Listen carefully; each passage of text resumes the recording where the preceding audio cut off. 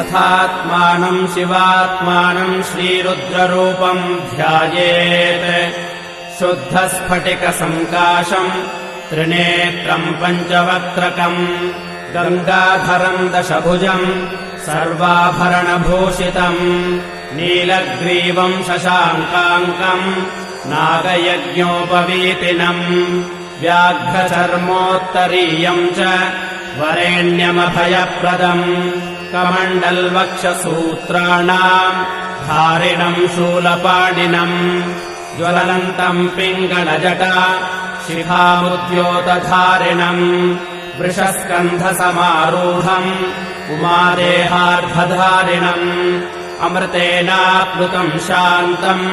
दिव्यभोगसमन्वितम् दिग्देवतासमायुक्तम् सुरासुरनमस्कृतम् नित्यम् च शाश्वतम् शुद्धम् ध्रुवमक्षरमव्ययम् सर्वव्यापिनमीशानम् रुद्रम् वै विश्वरूपिणम् एवम् ध्यात्वा द्विजः सम्यक्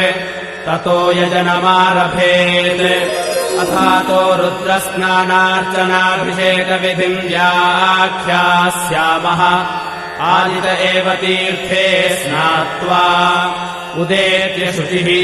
प्रयतो ब्रह्मचारी शुक्लवासादेवाभिमुखः स्थित्वा आत्मनि देवता स्थापयेत् प्रजनने ब्रह्मा तिष्ठतु पादयोर्विष्णुस्तिष्ठतु हस्तयोर्हरस्तिष्ठतु बाह्वोरिन्द्रस्तिष्ठतु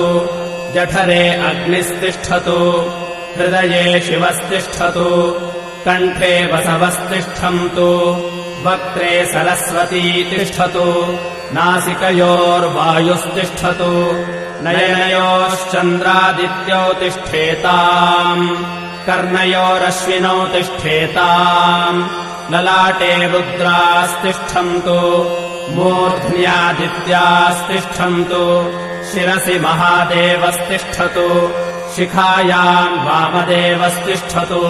पृष्ठे पिनाकी तिष्ठतु पुरतः शूली तिष्ठतु पार्श्वयोः शिवाशङ्करौ तिष्ठेताम् सर्वतो वायुस्तिष्ठतु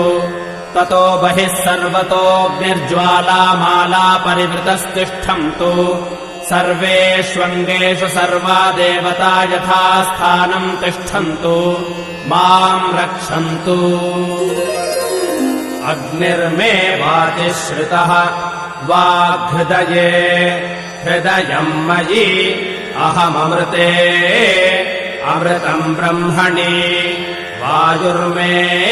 प्राणे श्रितः प्राणो हृदये।